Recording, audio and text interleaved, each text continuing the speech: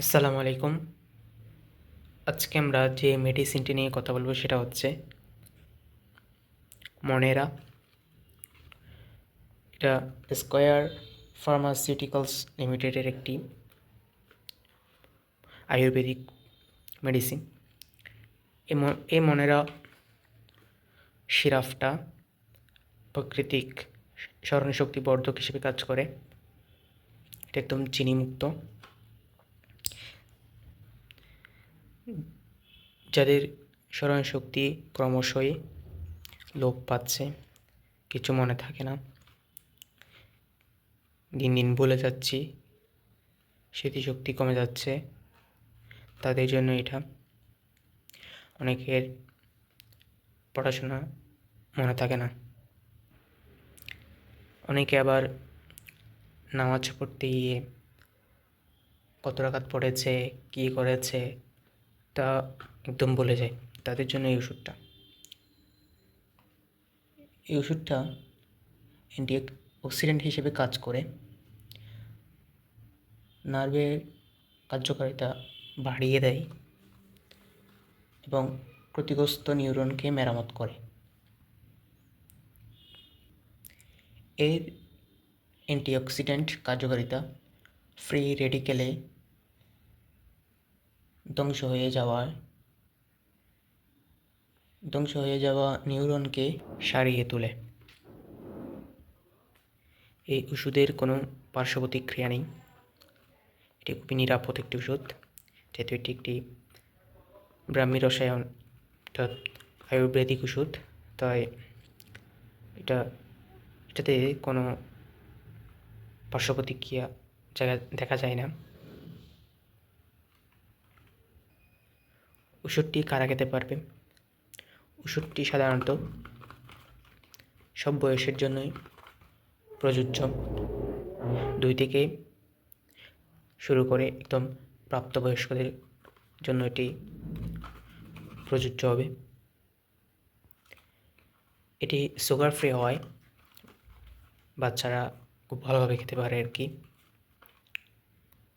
যাদের স্মৃতিশক্তি একটু কমে যাচ্ছে, কিছু মনে থাকে না, তাদের জন্য এই ওষুধটি খুবই খুবই খুবই কার্যকর।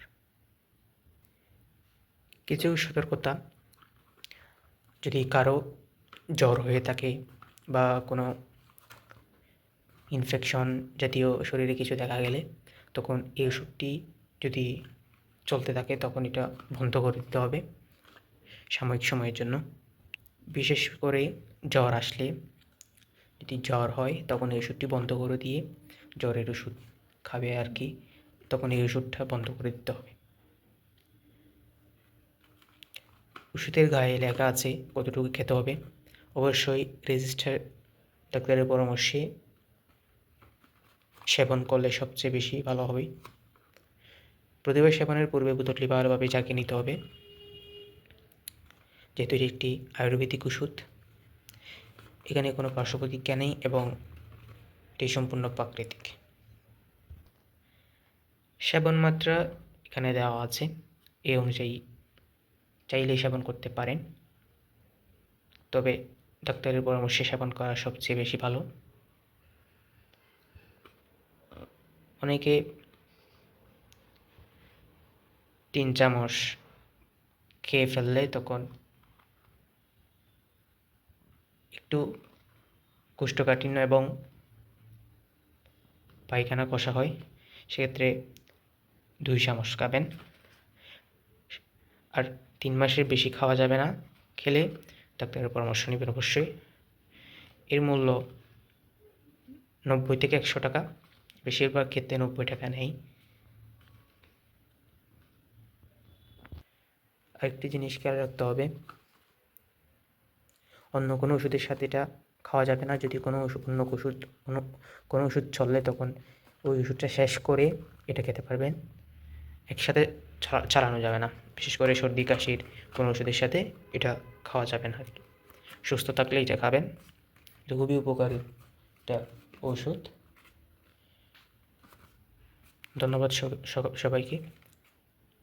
যদি আপনার ভুলে যাওয়া স্মৃতিশক্তি বাড়াতে মন চায় এবং প্রাকৃতিক স্মৃতিশক্তি বাড়াতে যদি মনে চায় তখন আপনি এই সিরাপটা খেতে পারেন।